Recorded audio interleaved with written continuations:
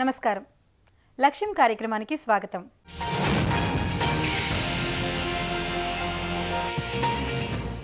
Group 1 ప్రిలిమినరీలో అర్హత సాధించిన అభ్యర్థులందరూ మెయిన్స్ పరీక్షకు సిద్ధమవుతున్నారు. రాష్ట్ర స్థాయి ప్రభుత్వ ఉద్యోగ నియామకాల్లో అగ్రశ్రేణిలో సర్వీస్ గ్రూప్ 1 కావటంతో అటు సివిల్స్ అభ్యర్థుల పోటీ కూడా తీవ్రంగా ఉంటుంది. ఈ నేపథ్యంలో అభ్యర్థులు ఎలాంటి వ్యూహంతో ముందుకు వెళ్ళాలి, ఉన్న కొద్ది సమయాన్ని ఎలా ఉపయోగించుకోవాలి, ఈ సమయంలో అసలు అభ్యర్థుల సందేహాలు ఎలా ఉంటాయి, వాటిని ఎలా నివృత్తి చేసుకోవాలి, అంతిమంగా గ్రూప్ 1లో విజయం సాధించాలంటే ఎలాంటి ప్రణాళిక ఉండాలి, అందుకు నిపుణులు ఇస్తున్న సలహాలు సూచనలు ఏమిటో ఇవాల్టి గమ్యంలో తెలుసుకుందాం.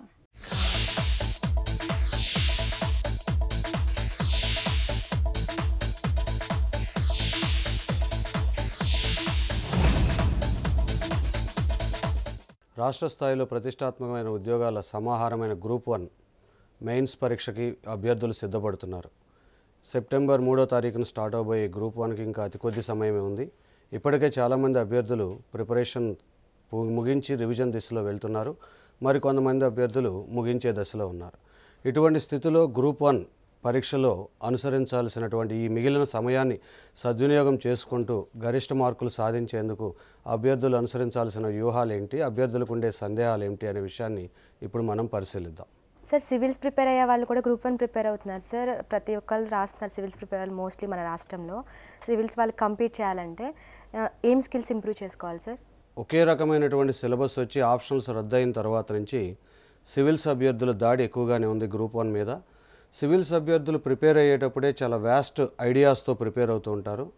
అందువల్ల గ్రూప్ 1లో అభ్యర్థులకి తప్పనిసరిగా వాళ్ళ నుంచి ఇబ్బంది ఎదురవుతుంది. ముఖ్యంగా గ్రూప్ 1 ఏమిటంటే అప్పుడప్పుడు వచ్చే నోటిఫికేషన్ అవ్వటం వల్ల అప్పటికప్పుడు ఇన్స్టెంట్గా ప్రిపేర్ అయ్యే అభ్యర్థులే ఉంటారే కానీ లాంగ్ టర్మ్ ప్లాన్తో తయారయ్యే అభ్యర్థులు ఉండరు.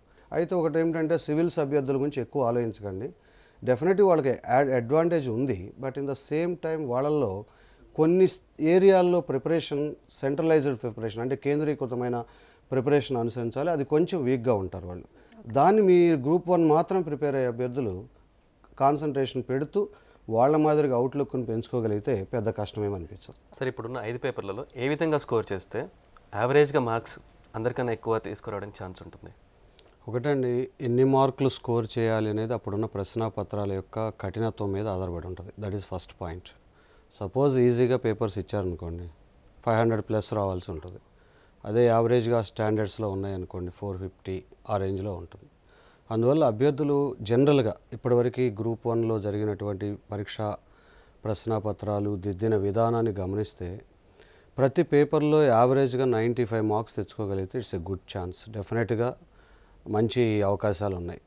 2008లో ప్రశ్నా విధానాలు సరిగా తెలియక అభ్యర్థులు సరైన ప్రిపరేషన్ లేక అప్పట్లో 430 మార్కులకు కూడా అభ్యర్థులకు అవకాశం వచ్చింది. బట్ ఈసారి మొన్న జరిగినటువంటి పరీక్షల్లో 465+ ఉన్న వాళ్ళకే ఓపెన్ కేటగిరీలో ఎక్కువ అవకాశాలు ఉన్నాయి. కాబట్టి అందువల్ల అభ్యర్థులు ఈ పేపర్ ఆ పేపర్ అని కాకుండా యావరేజ్ 95 మార్క్స్ వచ్చేలాగా ప్లాన్ చేసుకోండి. పేపర్ 2లో పాలిటీ మీద సబ్జెక్ట్ మీద అంతా గ్రిప్ ఉన్నట్లు అనిపిస్తున్న ప్రశ్నల సరళి చాలా క్లిష్టతరంగా అనిపిస్తుంది. దీన్ని అధిగమించడం ఎలా? ఓకే, నిజంగానే పేపర్ 2లో హిస్టరీ ఆర్ పాలిటీ పార్ట్లు సిలబస్ చూస్తే చాలా తక్కువగా ఉంటుంది.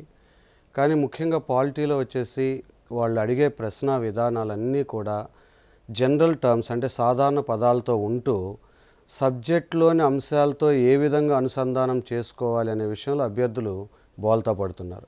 మొట్టమొదటిది, ఇప్పటివరకు గత 10 సంవత్సరాల్లో లేదా గతంలో జరిగినటువంటి ప్రశ్నాపత్రాల్లో కూడా ఎటువంటి ప్రశ్నలు అడిగారు అనే దాన్ని ముందు పరిశీలించండి. ఆ ప్రశ్నలు ఏ ఇంటెన్షన్తో అడుగుతున్నారు. ఉదాహరణకి 2008లో పంచాయతీరాజ్ విఫలమైందని డైరెక్ట్ ప్రశ్న అడగవచ్చు. వాళ్ళు ఏమడిగారు? పంచాయతీరాజ్ విజయవంతం కాని దేవుడు అన్నాడు. విజయవంతం కాని దేవుడు ఏమిటి? దేవుడు అనేది మానవాళి రక్షణ కోసం ఉన్నటువంటి ఒక శక్తి. ఆ శక్తి విజయవంతం కాలేదు అంటే దాని అర్థం పంచాయతీరాజ్ వ్యవస్థ అనేది అత్యంత అవసరమైంది అని రాస్తూనే ఆ వ్యవస్థలో వచ్చిన వైఫల్యాలను కూడా రాయాల్సి ఉంటుంది. అందువల్ల తరచూ అభ్యర్థులకు ఏంటంటే ప్రాబ్లం అంతా కూడా ఈ పేపర్లో అటు హిస్టరీలో తీసుకున్న ఇటు పాలిటీలో తీసుకున్న ఆ ప్రశ్నలు అర్థం చేసుకోవడంలోనే మెయిన్ క్లిష్టత ఉంది. మరి అలాంటివి అర్థం చేసుకోవాలంటే ఏం చేయాలి? వీలైనంత వరకు పాత ప్రశ్నలు చూస్తే వాడు ఎలా ఇంటర్ప్రిటేటివ్గా అంటే విశ్లేషణాత్మకంగా కొన్ని పదాలను ప్రయోగిస్తూ అడుగుతున్నాడు. అలాగే పాలిటీలో ప్రధానంగా జనరల్ క్వశ్చన్స్ అడుగుతాడు. 2008లో ఇప్పుడు అసలు మీరు ఏం చదవకపోయినా కానీ 2008లో మహిళా రిజర్వేషన్లో రాజకీయాలు పేర్కొనండి అన్నాడు. అది ఎప్పటి నుంచో వస్తున్నటువంటి డైలీ పేపర్ చూసే అభ్యర్థి కూడా ఆ ఆన్సర్ని రాయగలుగుతాడు. అలా అనేక సందర్భాల్లో పాలిటీలో పాలిటీలో అడుగుతున్న ప్రశ్నలు చాలా జనరల్గా ఉంటున్నాయి. దానికి అభ్యర్థులు సరైన ప్లాన్ తయారు చేసుకుని ముందుగానే కొన్ని ప్రశ్నలు సిద్ధపడి ఇలా వస్తే ఎలా రాయాలి అని ఎక్కువ ఆలోచనతో కూడినటువంటి ప్రశ్నలు ఇందులోనే ఉంటున్నాయి. అందువల్ల ఆర్ట్స్ సబ్జెక్ట్లో సహజంగా వచ్చే తక్కువ మార్కులు, ఎందుకంటే ఎగ్జామ్లను సంతృప్తిపరచడం సాధ్యం కాదు. దానికి తోడు ఈ ప్రశ్నలు అర్థం కాకపోవటం, ఈ 2 సమస్యలు ఉన్నాయి.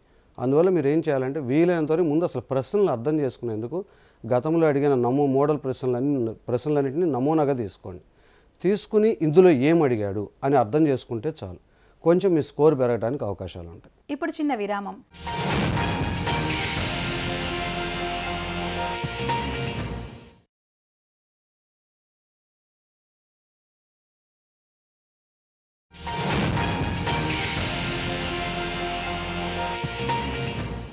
సార్, పేపర్ 1 వ్యాసం మీద సిలబస్ చాలా విస్తృతంగా ఉంది కదండి సార్.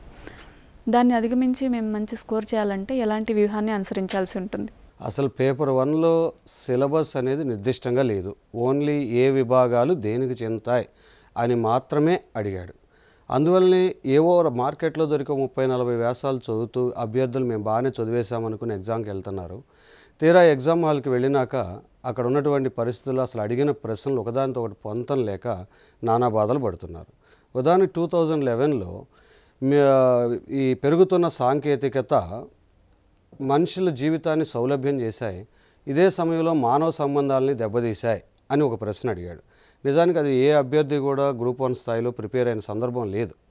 కానీ ఒక సగటు సమాజంలో జరుగుతున్న టెక్నాలజీ చేంజెస్ని అబ్జర్వ్ చేస్తే ఈ ఇంటర్నెట్ కానివ్వండి, మొబైల్స్ కానివ్వండి, టీవీలు కానివ్వండి, ఇలాంటివన్నీ అబ్జర్వ్ చేస్తే పెరుగుతున్నటువంటి టెక్నాలజీ పార్ట్, దాని వలన మానవ సంబంధాలు ఎలా ఎఫెక్ట్ అయ్యాయి అనే దాన్ని రాయాల్సి ఉంటుంది.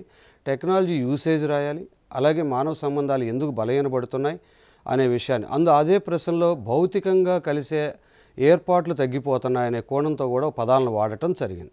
అందువల్ల భౌతికంగా అంటే ఉదాహరణకి ఒకప్పుడు పెళ్లి కార్డు ఇవ్వాల్సి వస్తే వెళ్ళి పర్సనల్గా కలిసేవాళ్ళు, మళ్ళీ మానవ సంబంధాలు వికసించాయి. ఇప్పుడు వచ్చేసి పెళ్లి కార్డు పంపట్లేదు, ఎంత ఈమెయిల్ వాడుతున్నారు, లేదంటే మొబైల్లో చెప్తున్నారు.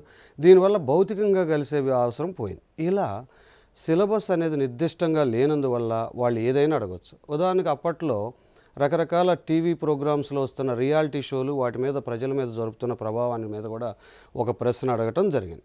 అలా సిలబస్ లేదు కాబట్టి మనం మొత్తంగా ముఖ్యంగా సెక్షన్ 1లో చాలా కేర్ఫుల్గా ఉండాలండి. ఈ సెక్షన్ 1లో సామాజిక సమస్యలు, పరిష్కార శక్తి, విపత్తు నిర్వహణ అనే టైటిల్ పెట్టాడు. అందువల్ల అభ్యర్థులు మన సమాజంలో ఏ విషయాల్లో సమస్యలు వస్తున్నాయి అనే విషయాన్ని ముందు మైండ్లోకి ఎక్కించుకోవాలి. అలా ఎక్కించుకున్నప్పుడు రకరకాల సమస్యలు ఏంటి, ఇందాక చెప్పినట్టుగా ఎలక్ట్రానిక్ సమస్య ఒకటి కావచ్చు, లేదా రియాలిటీ షోస్ సమస్య కావచ్చు.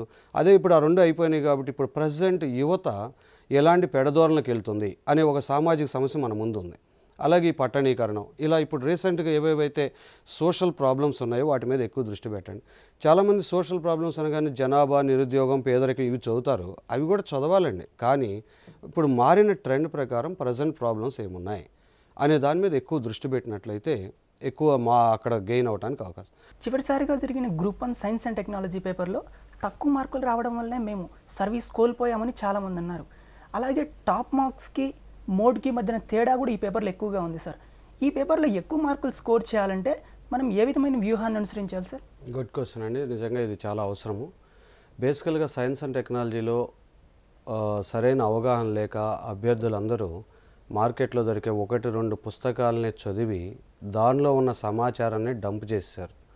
దాంతో ఎగ్జామినర్కి దిద్దేటప్పుడు చాలా ఇబ్బంది కలుగుతూ ఉంటుంది. సరే, అది సరైన సమాధానమే అయినా కానీ ఒక గ్రూప్ 1 స్థాయి అధికారుల్లో ఉండాల్సిన అప్లికేషన్ ఆఫ్ మైండ్ లేదు అనే ఒపీనియన్ ఎక్కువ కనపడుతుంది.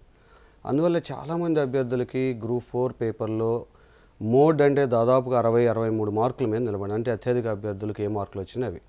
సో అలాగే హైయెస్ట్ మార్క్ కూడా చాలా కొంతమందికి ఎక్కువ వచ్చింది. ఎవరికి ఎక్కువ వచ్చాయని మనం పరిశీలిస్తే ఎవరైతే ఈ సైన్స్ అండ్ టెక్నాలజీ మ్యాటర్ని సొంతంగా గ్యాదర్ చేసుకుని సొంతంగా ప్రజెంట్ చేశారో వాళ్ళకి ఎక్కువ మార్కులు వచ్చాయి.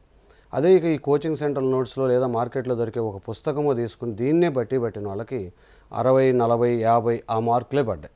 అంటే ఇక్కడ ఎగ్జామినర్కి కావాల్సింది అభ్యర్థి యొక్క సృజనాత్మకత, నిశిత పరిశీలనే కానీ ఒక పుస్తకం చదివేది రాసేది కాదు అనే ఒక అనుభవాన్ని అభ్యర్థులందరూ నేర్చుకోవాలి. అదే మొట్టమొదటి డ్రాబ్యాక్. ఈరోజు ప్రతి విషయం మీద ఇంటర్నెట్లో విస్తృత సమాచారం ఉంది. అందువల్ల మీ దగ్గర ఉన్నటువంటి మెటీరియల్కి ఈ కొత్త అంశాలను కూడా అదనంగా ఆపాదించుకున్నట్లయితే ఈ ఎస్ఎన్టీలో కూడా ఈ వచ్చిన సమస్యను అధిగమించవచ్చు. కాబట్టి అభ్యర్థులు ఆ విధంగా చేయాలి. తెలుగు మీడియం విద్యార్థులు తక్కువ స్కోర్ చేశారనే ఒక విమర్శ ఉంది. ఇంగ్లీష్ మీడియం విద్యార్థులు ఎక్కువ బెనిఫిట్స్ పొందుతున్నారు అనుకొని చాలామంది మీడియం చేంజ్ అవ్వడానికి ట్రై చేస్తున్నారు. గుడ్ క్వశ్చన్ అమ్మా. లాస్ట్ టైం దీని మీద న్యాయస్థానాల్లో కూడా కేసులు దాఖలయ్యాయి. ఒక వాస్తవాన్ని పరిశీలిస్తే ఒక సగటు ప్రజ్ఞావంతుడైన ఇంగ్లీష్ మీడియం అభ్యర్థి కన్నా సగటు ప్రజ్ఞావంతుడైన తెలుగు మీడియం అభ్యర్థికి తక్కువ మార్కులు వస్తున్నాయనేది నిజమండి. కారణాలు ఏవైనప్పటికీ ఇంగ్లీష్ మీడియం అభ్యర్థులకి కొద్ది ఎడ్జ్ అనేది ఎప్పుడు కూడా ప్రతిసారి కనపడుతూనే ఉంది. అయితే అదేదో మొన్న ఎక్కువగా ఉంది అని అంటున్నారు. కానీ ఫైనల్ రిజల్ట్ వచ్చేసరికి అది కొంతవరకు అసత్యము అనే అభిప్రాయం కూడా అందరిలో ఏర్పడింది. ఎందుకంటే ఫైనల్ రిజల్ట్లో మెజారిటీ క్యాండిడేట్స్ తెలుగు మీడియం వాళ్ళు సెలెక్ట్ అయ్యారు. కానీ ఇంటర్వ్యూకి సెలెక్ట్ అయిన వాళ్ళు మాత్రం అంటే తెలుగు మీడియం వాళ్ళతో ప్రపోర్షన్గా పోలిస్తే కొద్దిగా ఇంగ్లీష్ మీడియం వారి శాతం ఎక్కువగా ఉంది. అందువల్ల నాకు అనిపిస్తుంది ఏమిటంటే తెలుగు మీడియంలో రాస్తున్నామా ఇంగ్లీష్ మీడియంలో రాస్తున్నామా అనేది పెద్ద ఇష్యూ కాదు. కానీ సరైన ప్రజెంటేషన్ స్కిల్స్ ఉన్నాయా లేవా, ఒక క్వశ్చన్కు అనుకూలంగా సమాధానం రాస్తున్నామా లేదా అనేది పరిశీలిస్తే ఆ కోణం చూస్తే మాత్రం తెలుగు మీడియం అనే డిఫరెన్స్ ఏం లేదండి. ధైర్యంగా తెలుగు మీడియంలో రాయొచ్చు. సార్, ఇప్పుడు జనరల్ ఇంగ్లీష్ పేపర్ గురించి ఏ విధంగా ప్రిపేర్ అవ్వాలి? మొన్న 2011లో డిస్క్వాలిఫై అయిన 750 మంది అభ్యర్థుల్లో కొంతమంది జనరల్ ఇంగ్లీష్కి చెందిన వాళ్ళే. 2008లో కూడా దాదాపుగా అదే పరిస్థితుంది. జనరల్ ఇంగ్లీష్ అనగానే ఏముందులే క్వాలిఫైయింగ్ మార్కే కదా, ర్యాంకింగ్లో కలవదు కదా అని చాలామంది అభ్యర్థులు అనుకుంటారు. అది కరెక్టేనండి, ర్యాంకింగ్లో కలవదు. కానీ ఇక్కడ క్వాలిఫై అవ్వటం అనేది ఒక ప్రధాన అంశము. చిన్న పావునైనా పెద్ద కర్రతోనే కొట్టాలని అంటారు కదా, అలాగే ఈ జనరల్ ఇంగ్లీష్లో కూడా ఎలాంటి నిర్లక్ష్య ధోరణి లేకుండా డైలీ ఒక హాఫ్ అన్ అవర్ టైం కేటాయించడం ద్వారా అలాంటి డిస్క్వాలిఫై అయ్యే ప్రమాదం నుంచి అభ్యర్థులు బయటపడవచ్చు. సార్, ప్రిపరేషన్ చివరిలో గ్రాండ్ టెస్ట్లు రాయడం వలన ఎంతవరకు ఉపయోగం ఉంటుందంటారు? ఖచ్చితంగా అండి. గ్రాండ్ టెస్టులు అనేవి అభ్యర్థికి తాను ఏ స్థాయిలో ఉన్నాయో తెలియటానికి ఉపయోగపడతాయి. గ్రాండ్ టెస్టులు రాయటం ద్వారా మొట్టమొదటిది మీకు ఒక ప్రశ్నకి ఎంత సమాధానాన్ని రాయగలిగారు, అలాగే ఇవ్వబడిన మొత్తం టైంలో ఎంత ఆన్సర్లు రాయగలిగారు. లాస్ట్ టైం అనేక మంది అభ్యర్థులు తీసుకుంటే 15 ప్రశ్నలకు గాను 10 ప్రశ్నలు 12 ప్రశ్నలు ఇలా అంటే చేతులారా 3-4 ప్రశ్నలు వాళ్ళు వదిలేసుకుంటున్నారు టైం సరిపోక. అదే అభ్యర్థులు మొదటి నుంచి ఒక టైం ప్లాన్తో ముందుకు వెళ్తే ఈ గ్రాండ్ టెస్టులు ప్రాక్టీస్ చేస్తే 10 నిమిషాల్లో ఎంత సమాచారం రాయగలిగారో చూసుకుంటే ఆ రాసిన సమాచారం ప్రశ్నకి అనుకూలంగా ఉందా లేదా అని అసెస్ చేసుకునే అవకాశం ఏర్పడుతుంది. అది మొట్టమొదటిది సమయం నిర్వహణకి బాగా ఉపయోగపడతాయి గ్రాండ్ టెస్టులు. రెండోది వాళ్ళ తప్పులు ఎక్కడున్నాయి, స్పెల్లింగ్ మిస్టేక్స్ రాస్తున్నారా, అసలు రాస్తున్న రైటింగ్ విధానంలో ఇంకా ఏమైనా మార్పులు చేర్పులు చేసుకోవచ్చా, ఇలాంటి వాటన్నిటికి కూడా అభ్యర్థికి ఒక మంచి అవకాశాన్ని కలిగించే వేదికలే ఈ గ్రాండ్ టెస్టులు. అందువల్ల నేను గతంలో గమనించింది కూడా అదే, ఎక్కువ గ్రాండ్ టెస్టులు రాసిన అభ్యర్థుల్లో తక్కువ సమాచారం ఉన్నా కానీ ప్రశ్నకు అనుకూలమైన రీతిలో ప్రజెంటేషన్ ఇవ్వగలుగుతున్నారు. దానివల్లనే మంచి ఫలితాలు సాధించారు. గతంలో ర్యాంకులు కూడా సాధించిన అభ్యర్థులు ఉన్నారు. ఒకటే మెయిన్ గ్రూప్ 1లో కావాల్సింది, మీ దగ్గర ఇన్ఫర్మేషన్ తక్కువగా ఉన్నా పర్వాలేదు, చక్కగా ప్రశ్నను అర్థం చేసుకొని మంచి మార్కులు తెచ్చుకునే వ్యూహం ఉంటే చాలు. చక్కని రైటింగ్ స్కిల్, ప్రజెంటేషన్ ఉంటే అత్యున్నతమైన రాష్ట్ర స్థాయి ఉద్యోగాలు గ్రూప్ 1లో ఒకటి మీకు సొంతమవుతుంది. కాబట్టి ఆ దిశగా కృషి చేయండి. ఇప్పుడు కాసేపు ప్రకటనలు.